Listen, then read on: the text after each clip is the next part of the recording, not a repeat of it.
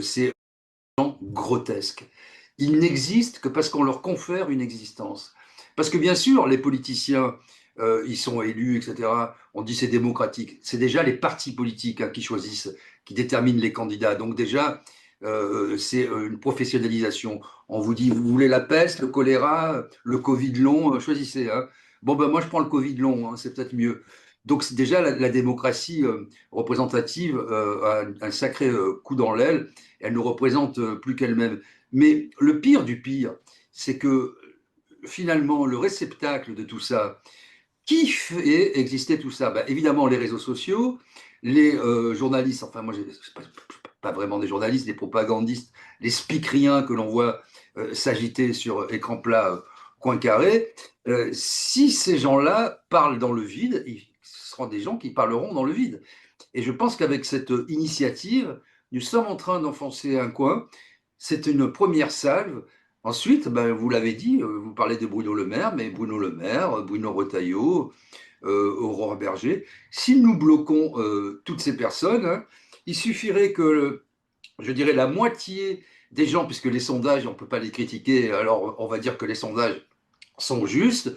On va prendre la moitié des sondés, hein, puisqu'il y a quoi, 10% des gens qui soutiennent M. Macron. Allez, mettons qu'il y en ait 20%, hein, ça veut dire que 80%, ils ne sont pas tous sur les réseaux, mais ceux qui sont sur les réseaux, des 80% d'une population de votants, ça fait énormément de monde.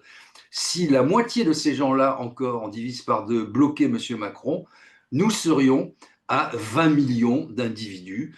Je ne sais pas combien, je n'ai pas regardé, il y avait de Français connectés à X en France, mais 20 millions d'individus qui bloquent M. Macron, on se demande bien où il trouverait ces 10 millions de followers. Cela démontrerait, à la fois par l'absurde et par une extrême rigueur scientifique qui, comme un bilan, se constate, ce serait même pas la peine de le commenter, un bilan, ça se constate, eh bien, M. Macron n'existerait plus sur les réseaux sociaux. Pour finir, je dois dire que quand même ce monsieur, alors certains disent c'est un pervers narcissique, en tout cas, il jouit de ses méfaits, il jouit du malheur des autres.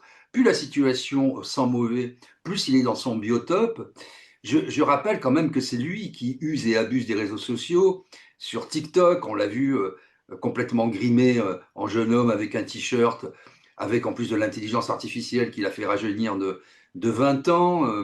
On le voit sur X, on le voit se mettre en scène dans l'avion, dans la rue. Oh, Monsieur Trump, oh, Donald, tu sais quoi, on est arrêté. Ce type nous prend pour des cons, hein, je veux dire les choses comme elles sont, toute la journée.